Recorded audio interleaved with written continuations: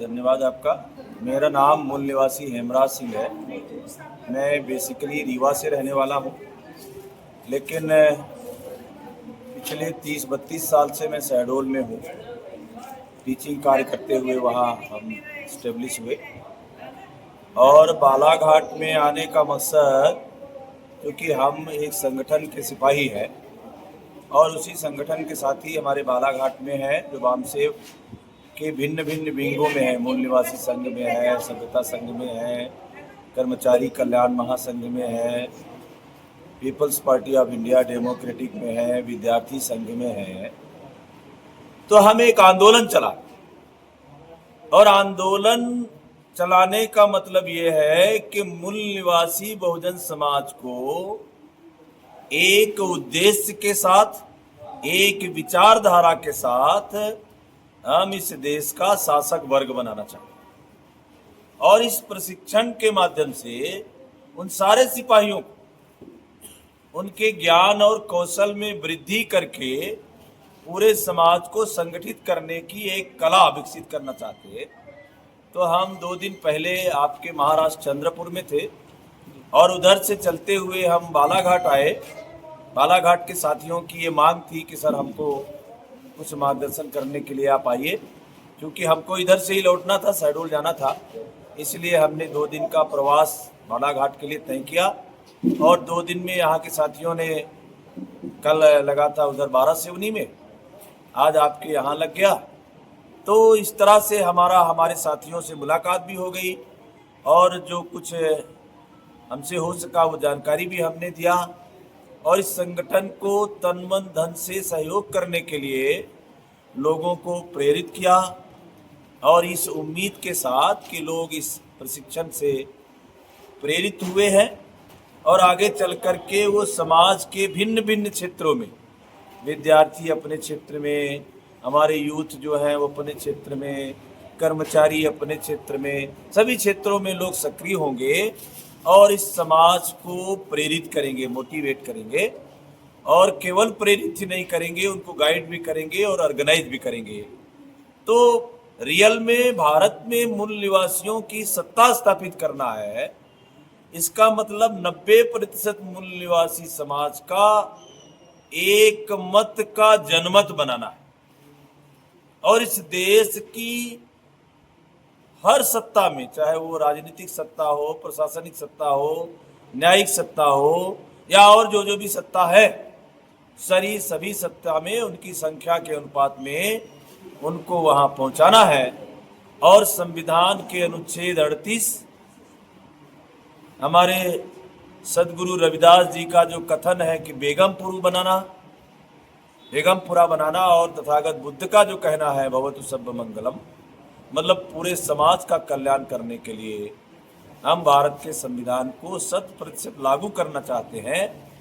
यही संवाद करने के लिए हम बालाघाट आए थे और 2 दिन में हमारे साथियों से हमारा संवाद हुआ, संपर्क हुआ और इससे उनके विचारों में तब्दीली आई और आगे चल कर के वो व्यवस्था परिवर्तन के आंदोलन में लगेंगे, ऐसा उन्होंने हमें आश्वस्त किया और हमारा आना मतलब सार्थक हुआ। तो सर ये जो राजनीतिक सत्ता जो आप वो कह रहे हैं, बता रहे हैं, तो ये राजनीतिक सत्ता मतलब तो कौन सी पार्टी है आपकी कोई?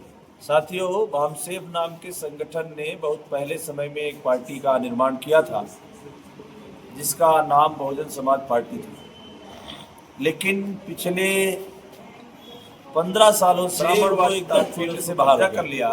उसका कारण ये है कि पूरे देश के साथियों ने पुनर्चिंतन किया और 2012 से चर्चा शुरू हुई और 17 तक में 5 साल में एक निर्णय बना कि नया हमें पॉलिटिकल विंग बनाना चाहिए और फिर वो पॉलिटिकल विंग 28 दिसंबर 2017 को बना, जो रजिस्टर्ड होकर के 31 अक्टूबर 2018 को आया और अभी तक में मतलब 7 साल में लगभग हम पूरे देश के 22 राज्यों में अपना नेटवर्क खड़ा कर पाए हैं। उसका नाम है people's party of India democratic. Basically मैं उसी में मुझे एक पद सौंपा गया है राष्ट्रीय प्रवक्ता का और उस नाते मैं पूरे देश में घूम रहा हूँ और समाज की समस्याओं के, उसके कारणों पर और उसको निदान कैसे होगा इस बिंदुओं पर चर्चा करके समाज को मोटिवेट करने का काम कर रहा हूँ। तो यदि समाज मोटिवेटेड होगा तो हमारा वोट हमारे साथ रहे और इस कॉन्सेप्ट से मूल निवासियों की राजनीतिक सत्ता आएगी। और जब राजनीतिक सत्ता आएगी तो फिर नीति हमारी होगी, निर्णय हमारा होगा, परिपालन हमारा होगा। तो हमारी संख्या के अनुपात में जो भारत के संविधान में निहित है एडिक्वेट रिप्रेजेंटेशन, उस आधार पर हमारी सत्ता आएगी और हम इस देश में कल्याणकारी राज्य को स्थापित करेंगे और पूरे समाज का कल्याण करेंगे। तो जो ये आपकी people's party of India democratic है, ये मूल निवासियों की ही पार्टी है, इसकी क्या गारंटी? मतलब आप इसे कैसे बताना चाहेंगे कि ये? देखिए, भारत के संविधान के प्रियम्बल में पहली लाइन में भी ये निर्देश है। अब ये समझ का फर्क है कि we the people of India शब्द है, कामा लगा हुआ है, ये निर्धारित करता है कि केवल SC ST OBC के लोग ही भारत के मूल निवासी हैं।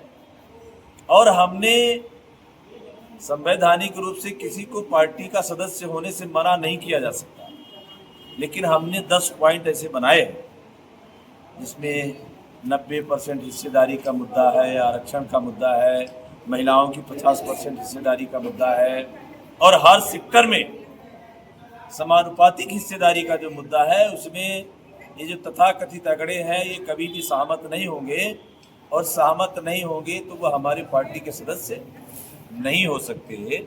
इसलिए ये पूरी गारंटी है कि ये पार्टी केवल और केवल मूल निवासियों की है।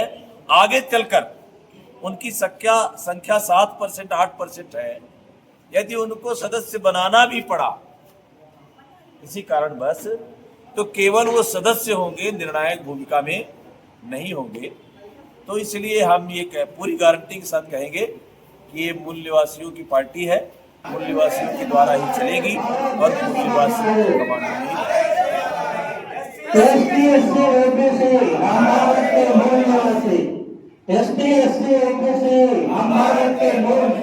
मूल निवासी नारा है, भारत देश हमारा है।